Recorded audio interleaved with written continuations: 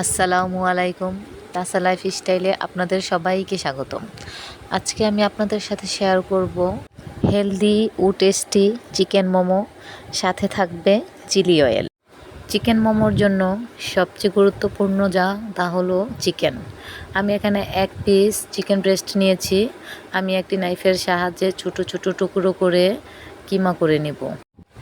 সাথে দিয়ে দিব হাফ কাপ পেঁয়াজ কুচি, 4টি কাঁচামরিচ কুচি, পেঁয়াজের খোসা, 1 চামচ গোলমরিচের গুঁড়া, 1 চামচ সয়া সস আর 1 চামচ আদা রসুন পেস্ট, পরিমাণ মতো লবণ।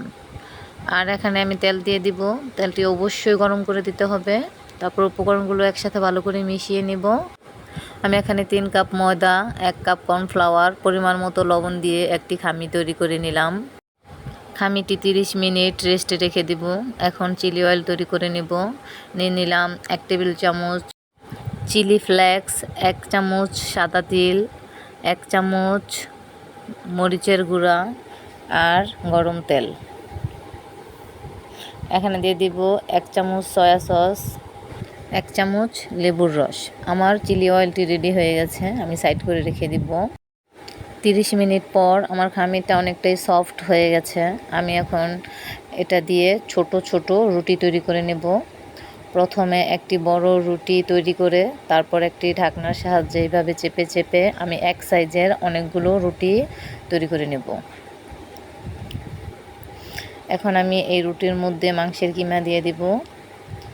দিয়ে আমি আমার ইচ্ছে মতো শেপ দিয়ে নিব। আপনারাও চাইলে আপনাদের ইচ্ছে মতো শেপ দিয়ে দিতে পারেন।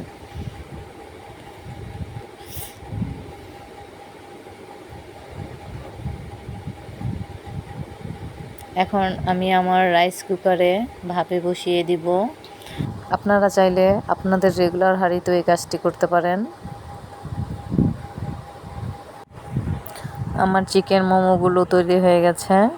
এখন আমি আপনাদের পরিবেশন করে দেখাবো। আমি খুব সহজভাবে আপনাদের সাথে রেসিপিটি শেয়ার করেছি। আশা করি বুঝতে পেরেছেন।